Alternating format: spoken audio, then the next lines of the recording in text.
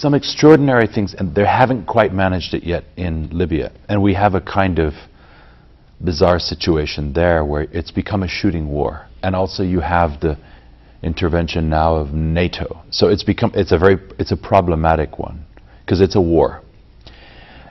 And then you have Syria, where you have a dictator who is not going to be intervened against, and is going to, in the, how we say, old school, he's going to kill his opposition.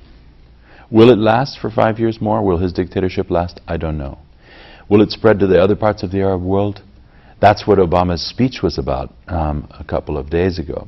And in Iran, seems to me that repression works over there. That's my question. There are long-time dictators, such as Bashar Assad, that apparently think that repression is better than one agreement with the opposition to remain in power. Do you agree with?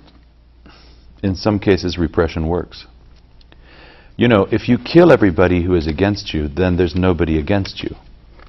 Bashar's father faced down a revolt by Islamic fundamentalists in 1982. They were very strong in one city called Hama. He sent his brother, who was at the time head of his national security forces, to attack that city with tanks. And for 3 weeks they killed people in that city until I think 10 or more thousand people died. They say up to 20,000. A small city. He killed everyone, and the revolt ended. There's a saying in Spanish, an old guerrilla told me this once. He said, I'll say it in Spanish, I think your viewers will understand. Hay dos maneras de ganar las guerras, a las buenas y a las malas.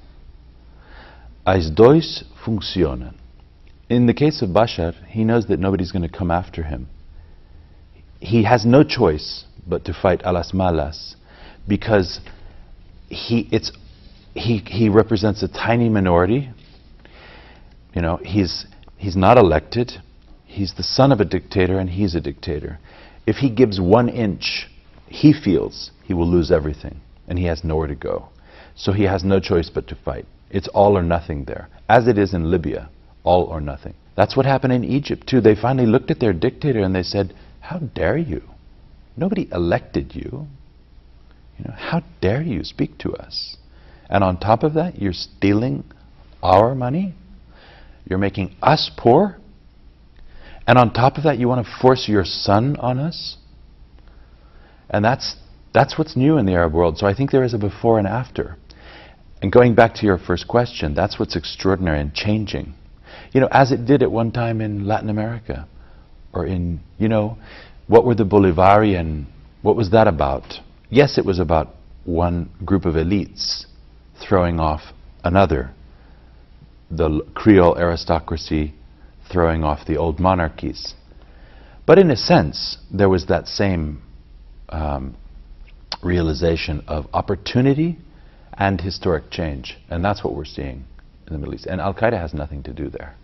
In the case of, okay, Afghanistan's a terrible war, people think. Okay, so do you leave all the troops out right away, leading to a civil war because of the vacuum? Or do you try and massage the situation? In the case of the Arab world, I think, you know, we saw a speech by President Obama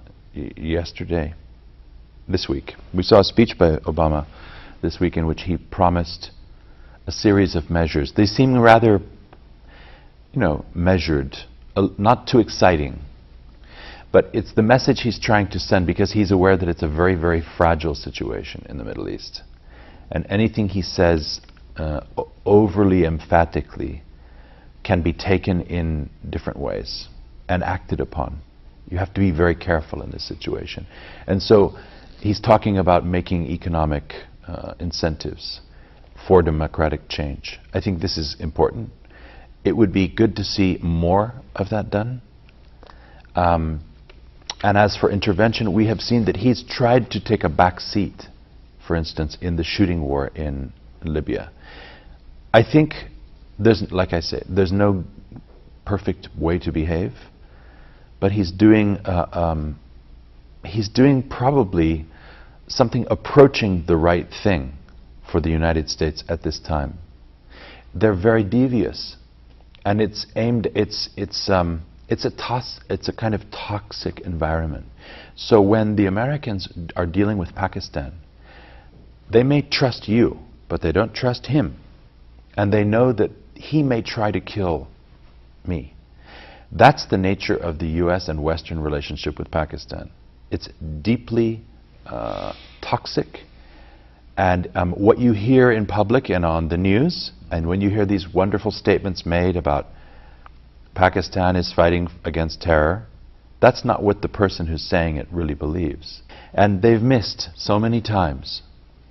Right now, because of the revolution in Egypt, we see the dynamic changing again, with Egypt, which has effectively been an Israeli-US ally, without too much muscularity because of that in the rest of the Arab world, now freeing itself from some of those agreements that that Sadat made with Carter way back when.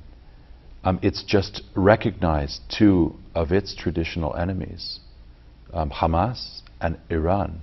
This worries the Israelis. What we're talking about is now a different Egypt, one in which is less likely to just go along with the status quo that was established back in the 1970s. Security. Yeah. And so this may actually pressure Israel in a way to realize that it too cannot simply continue building settlements and so on, and actually come to some kind of reasonable deal with the Palestinians, giving them a state in which the two parts are somehow made, somehow connected.